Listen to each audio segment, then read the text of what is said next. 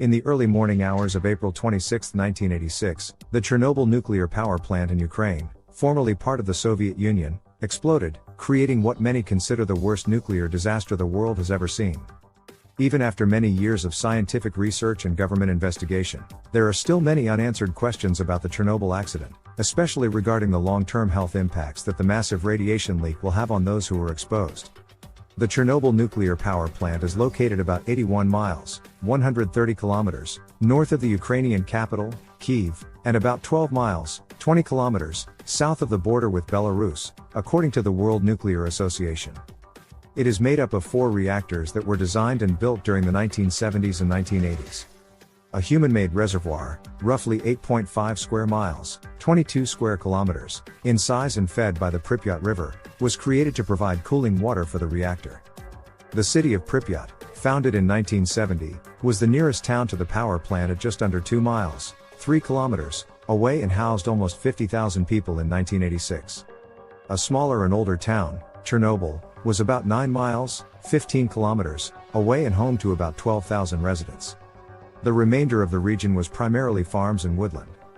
The Chernobyl plant used 4 Soviet-designed RBMK-1000 nuclear reactors, a design that's now universally recognized as inherently flawed.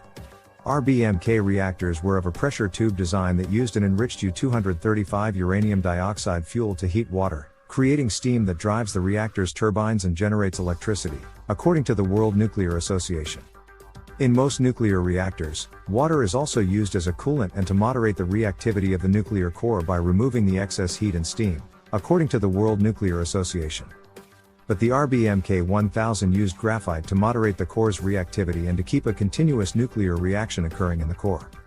As the nuclear core heated and produced more steam bubbles, the core became more reactive, not less, creating a positive feedback loop that engineers refer to as a positive void coefficient.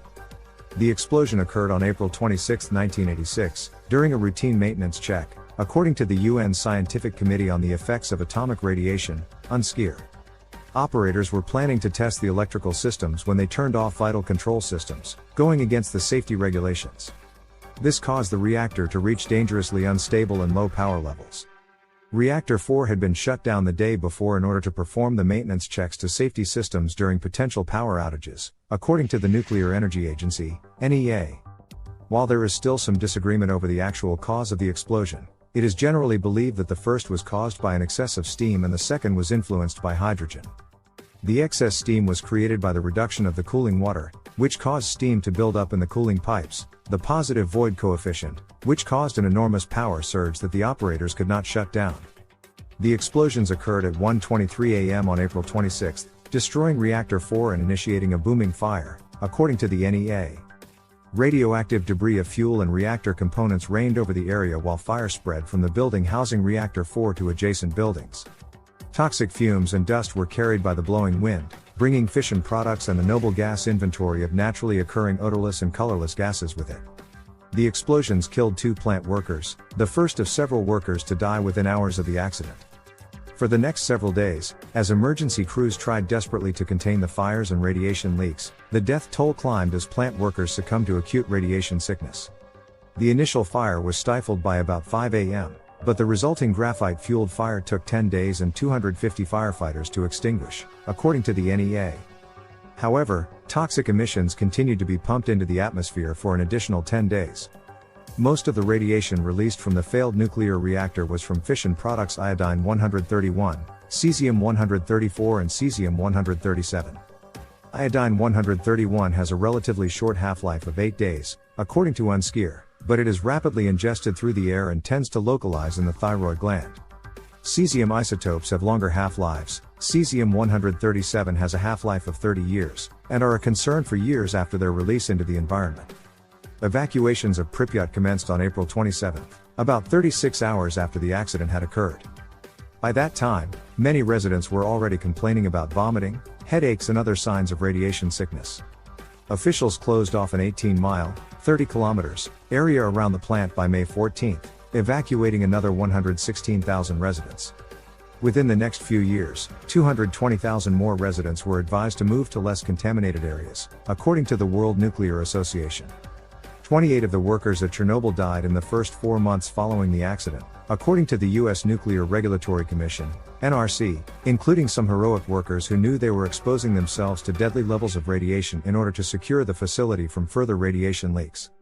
The prevailing winds at the time of the accident were from the south and east, so much of the radiation plume traveled northwest toward Belarus. Nonetheless, Soviet authorities were slow to release information about the severity of the disaster to the outside world. But when radiation levels raised concern in Sweden about 3 days later, scientists there were able to conclude the approximate location of the nuclear disaster based on radiation levels and wind directions, forcing Soviet authorities to reveal the full extent of the crisis, according to the United Nations. Within 3 months of the Chernobyl accident, a total of 31 people died from radiation exposure or other direct effects of the disaster, according to the NRC. Between 1991 and 2015, as many as 20,000 cases of thyroid cancer cases were diagnosed in patients who were under the age of 18 in 1986, according to a 2018 UNSCEAR report. While there may still be additional cases of cancer that emergency workers, evacuees and residents may experience throughout their lifetimes, the known overall rate of cancer deaths and other health effects directly related to Chernobyl's radiation leak is lower than was initially feared. The majority of the 5 million residents living in contaminated areas received very small radiation doses comparable to natural background levels, 0.1 rem per year, according to an NRC report. Today, the available evidence does not strongly connect the accident to radiation-induced increases of leukemia or solid cancer, other than thyroid cancer. Some experts have claimed that unsubstantiated fear of radiation poisoning led to greater suffering than the actual disaster.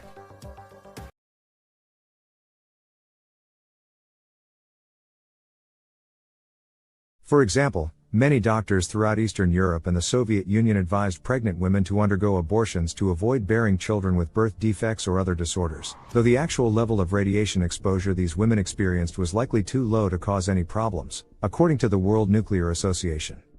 In 2000, the United Nations published a report on the effects of the Chernobyl accident that was so full of unsubstantiated statements that have no support in scientific assessments, according to the chairman of UNSCEAR, that it was eventually dismissed by most authorities.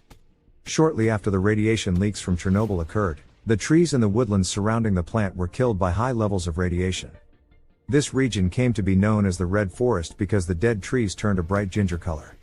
The trees were eventually bulldozed and buried in trenches, according to the National Science Research Laboratory at Texas Tech University. The damaged reactor was hastily sealed in a concrete sarcophagus intended to contain the remaining radiation, according to the NRC.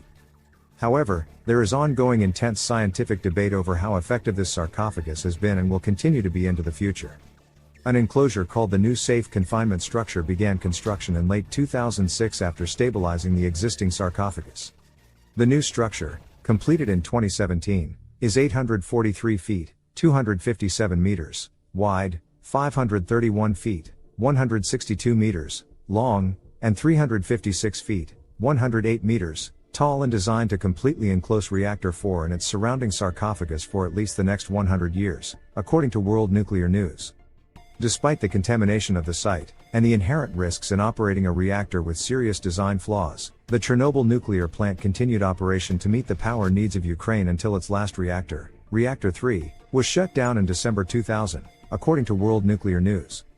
Reactors 2 and 1 were shut down in 1991 and 1996, respectively. Complete decommissioning of the site is expected to be completed by 2028. The plant, the ghost towns of Pripyat and Chernobyl, and the surrounding land make up a 1,000 square mile, 2,600 square kilometers, exclusion zone, which is restricted to nearly everyone except for scientists and government officials. Despite the dangers, several people returned to their homes shortly after the disaster, with some sharing their stories with news sources such as the BBC, CNN and The Guardian. And in 2011, Ukraine opened up the area to tourists wanting to see the after effects of the disaster firsthand. Today, the region, including within the exclusion zone, is filled with a variety of wildlife that have thrived without interference from humans, according to National Geographic. Thriving populations of wolves, deer, lynx, beaver, eagles, boar, elk, bears and other animals in Chernobyl have been documented in the dense woodlands that now surround the silent power plant. Nonetheless, a handful of radiation effects, such as stunted trees growing in the zone of highest radiation and animals with high levels of cesium-137 in their bodies, are known to occur. The area has recovered to some extent, but is far from returning to normal.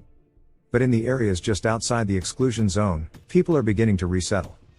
Tourists continue to visit the site, with visitation rates jumping 30% to 40%, thanks to a 2019 HBO series based on the disaster. And the catastrophe that occurred at Chernobyl resulted in a few significant changes for the nuclear industry. Concern about reactor safety increased in Eastern Europe as well as around the world. The remaining RBMK reactors were modified to reduce the risk in another disaster, and many international programs including the International Atomic Energy Agency, IAEA, and the World Association of Nuclear Operators, WANO, were founded as a direct result of Chernobyl, according to the World Nuclear Association. And around the globe, experts have continued researching ways to prevent future nuclear disasters.